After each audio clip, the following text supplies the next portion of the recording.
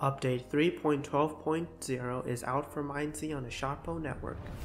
This update moves several dungeons, fixes many bugs, and tweaks chests in various locations. It's SealClever, and I'm here to guide you through the changes in this update. Let's get started.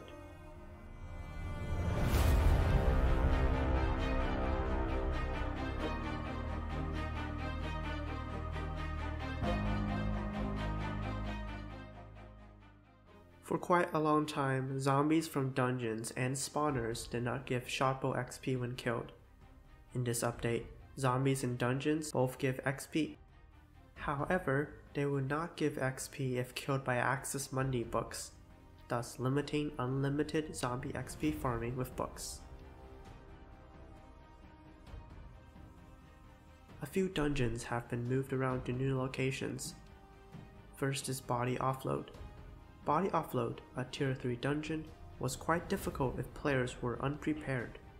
It was very difficult to get gear for Body Offload in the south, and thus the dungeon has been moved north, near McLovinville. 2 dirt paths have been built to lead to this dungeon, including a cart with a military chest.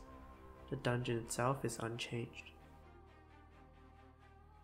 Maze of the 10th, a tier 2 dungeon near Evergreen Manor, required a long climb up a mountain to get to the entrance. It was difficult to find and hard to access. Maze of the 10th has been moved to where Mountain Ice Cavern once was. This new build is named Frosted Ruins, and is a cavern with many military chests. The entrance is located just after walking through this tunnel. The dungeon itself is also slightly adjusted, with the removal of the fountain and a new exit. The new maze exit is near Whitehaven, presenting a decent fast travel opportunity. Red Demon Temple, once out of the way in the eastern desert, has been moved to a much more accessible area. The new location is now in the Basil Desert, and a completely new build has been added. Players now go through a lava-filled cavern before reaching the entrance. This should make the Gamble, the legendary weapon, much more accessible. Meanwhile, the old Red Demon Temple location has been replaced with a new build, a small camp with some decent high item count chests. And now for changes to the Scorched Giant, which was introduced in the previous update. The chance to spawn a Scorcher when a giant is hit has been reduced. And the Scorched Giant now spawns more zombies instead of Scorchers. The lightning attack of the Scorched Giant has also been slightly changed and made more difficult.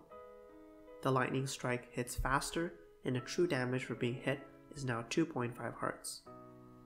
The Scorched Giant is also faster now, but still slower than a normal giant. There's an important change to the announcement about Scorched Giant spawning. The message now broadcasts in the gravel area when the Scorched is ready to spawn, instead of when it actually physically spawns. This makes it more obvious that the giant is ready to be fought. The Stomper, which was introduced in the previous update, has been very slightly nerfed. The distance in which players are launched upwards has been reduced slightly. It still deals 2.5 hearts upon a successful launch, however.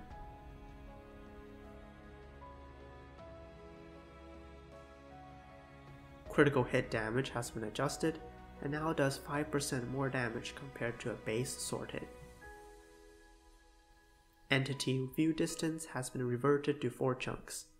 This is being worked on for dynamic view distance, and should be fixing invisible entities.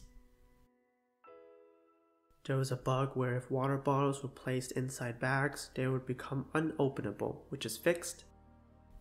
The Gorgon's Gaze had a bug where equipping enchanted armor made it unable to activate, which is fixed.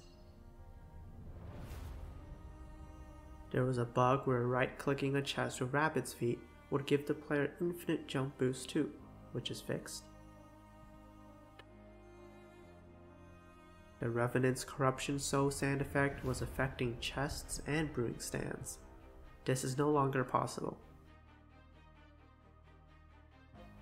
In the DCS boss room, right-clicking the TNT would result in the player consuming the TNT, similar to a cannon round from Zerbia Depths. This would break the dungeon. This has been fixed. Many locations received changes in their chests. First up, Fort Karge, which had a mill rare replaced with a mill epic. Guten got more food chests and a mill uncommon chest. SEPTUS had one zombie spawner removed. Greyvale has been buffed and now has more civilian loot and higher tier military gear. Romero had 3 civilian chests replaced with food chests. Zerbia ship had its low tier food chests replaced with food uncommons. Logging camp lost both Civ rares and had them replaced with Civ uncommons. Para mushrooms were also removed. Ridgevale had its Civ rare replaced with a Civ uncommon. The famous farmhouse south of HUNTSGROVE, which could spawn bags, had the Civ rare replaced with a Civ uncommon. And Valia lost 2 Civ rares, which were replaced with Civ uncommons.